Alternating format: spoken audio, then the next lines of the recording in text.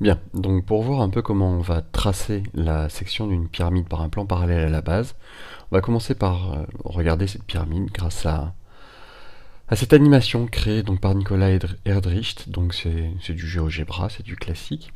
Ça va nous permettre de voir un peu à quoi ressemble notre section.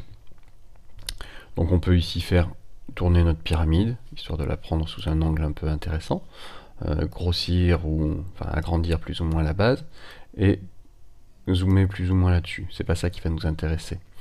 Ce qui va nous intéresser, c'est donc la hauteur du plan de coupe. Alors on rappelle, la section, quand on va parler d'un solide, la section c'est l'endroit où on le coupe. Quelle forme est-ce que cela va avoir? Donc on va chercher quelle va être la nature de ma section. Je vais augmenter la hauteur de mon plan de coupe. Ici mon plan de coupe est au niveau de la base, donc je vais le faire monter. En le faisant monter, on voit comment se comporte la section. Ici, la section, c'est la petite partie que je reprends, là. Qu'est-ce qu'on remarque? On remarque que, à la base, ma pyramide a comme base, ici, un quadrilatère, et que ma section est aussi un quadrilatère. Et, en particulier, ce qu'on remarque bien, c'est que les arêtes de ma section, ici, à chaque fois, restent parallèles aux arêtes de ma base. Et que la section n'est rien d'autre qu'une réduction de la base. Donc on obtient le même polygone, ou la même nature de polygone, mais en plus petit. Et surtout, tout reste parallèle. Donc c'est de ça dont on va se servir pour tracer notre section.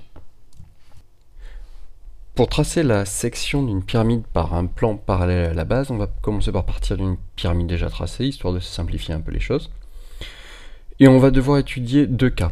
Alors, premier cas, c'est on connaît un point sur la hauteur, donc sur ce segment. Deuxième cas, on connaît un point sur une des arêtes. Alors on va commencer par regarder un point sur la hauteur. Alors je le fais un peu gros, volontairement, histoire que ça soit un peu visible. Et on va juste se rappeler de ce qu'on a vu précédemment. Donc, lorsqu'on va couper parallèlement à la base, on a nos arêtes qui restent parallèles aux arêtes de la base. Et chose importante et qu'on n'a pas encore dite, c'est que les diagonales de notre section seront parallèles aux diagonales de notre base. Donc ça veut dire que ici, j'ai le point d'intersection des diagonales, comme ici. Donc je vais pouvoir ici tracer ma première diagonale, et ici ma deuxième. Comme ceci donc. Ici, première diagonale, elle est bien parallèle à celle-ci. Et enfin, la seconde diagonale. Bon, à partir de maintenant, je vais supprimer ce gros point noir, parce que c'est quand même pas très esthétique.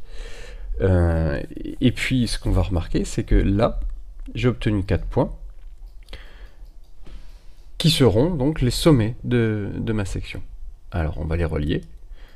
Premièrement, sur cette face. Donc cette face est une face visible, donc l'arête est visible, elle est en trait plein. Ensuite, sur celle-ci, là aussi c'est visible, trait plein. Enfin, on va arriver à une face cachée, donc l'arête sera en pointillé, et là aussi. Et à chaque fois, on a des arêtes qui sont bien parallèles aux arêtes de la base. On reprend la même pyramide là, avec ce coup-ci un point qu'on va connaître sur l'une des arêtes. Donc on va tracer ici parallèlement à l'arête de la base. Alors je vais le faire plus ou moins à main levée.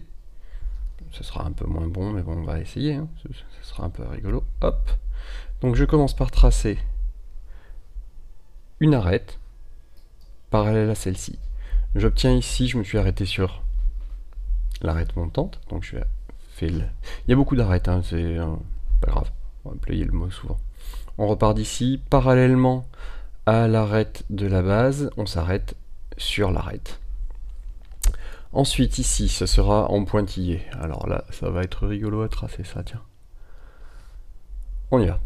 Donc, hop, comme ceci, je reste parallèle à l'arête de ma section, pardon, à l'arête de ma base, donc l'arête de ma section est parallèle à l'arête de ma base, c'est pas tout à fait le cas là, hein, mais bon, on va faire comme ci. Et ici, même chose, je rejoins le premier point Donc évidemment, tout ça c'est mieux lorsque c'est tracé à la règle. On va vérifier si c'est à peu près correct en utilisant ce qu'on vient de faire précédemment. Hop. Hop. Ah non, c'est pas mal, hein, je suis pas trop loin.